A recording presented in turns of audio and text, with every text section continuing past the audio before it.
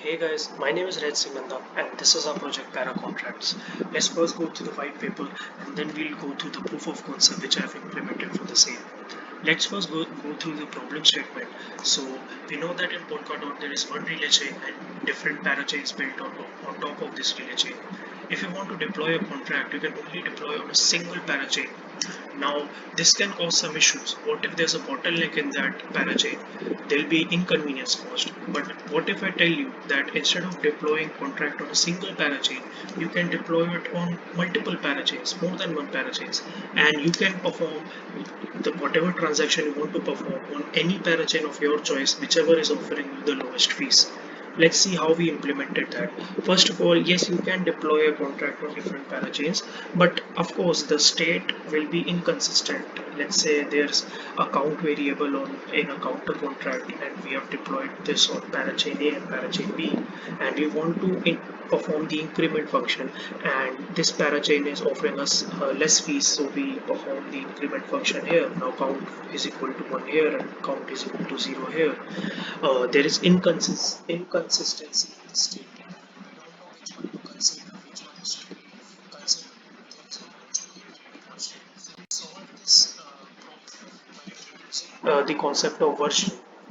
So now, if you want to perform transaction on any parachain, you will also have to increment the version.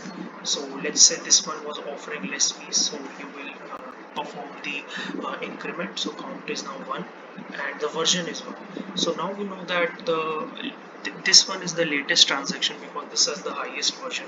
So this one has to be considered. So the issue not issue, but one important thing to understand is that whenever you call a contract, the state which you have to consider, you have to read the state of all the contracts and all the other parachains in which you have deployed. So it's not like you can just consider the state of the contract in which you are calling. You have to do a cross chain call.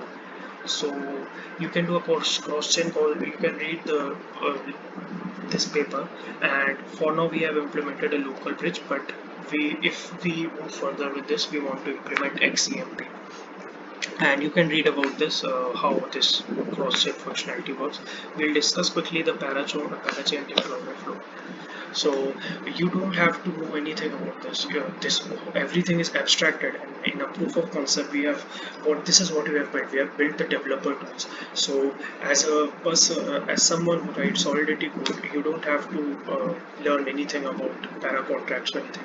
You can write a normal Solidity code. We have created a para contract parser. You will pass your code through this, and you will get this para contract code. Now this para contract code, you need to register bridge contract. You need to call this add new parallel contract. All these functions, you don't have to worry about this.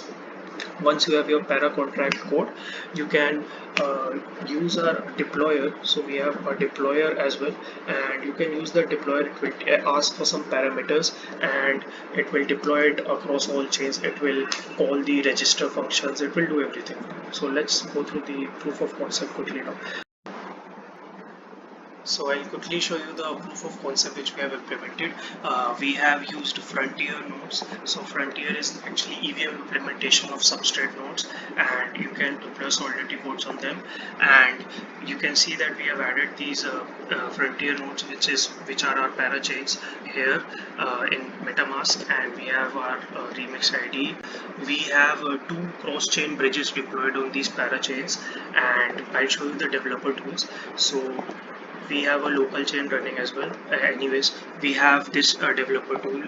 We have a ParaContract parser which will take a simple Solidity code, and it will, like a simple Solidity code like this, and it will convert it into a ParaContract like this. And apart from this, we have a developer tool, deploy paracontract, which will take the Solidity file name, the parsed contract, and it will take the RPC URL of the parachains on which we want to deploy. It will take the bridge addresses of the contracts deployed on these parachains, and it will also take a private key of an account with balance for all the parachains in which you want to deploy, because you will need to deploy them on parachains, and you need to pay transaction fees for that. Once that is done, it will give you the contract addresses, and it will do everything for you. It will register the parallel contract, it will register the bridges, it will do everything for you. And lastly, you can see that these are the bridges, and you can see that it has count and count version both, and at any moment the version which is the highest, the count is agreed upon for that. And if I call the count, then it will update, it will first fetch the latest version and then it will update. And this is all, and feel free to use our tool and ask any questions. Feel free to do that. Thank you.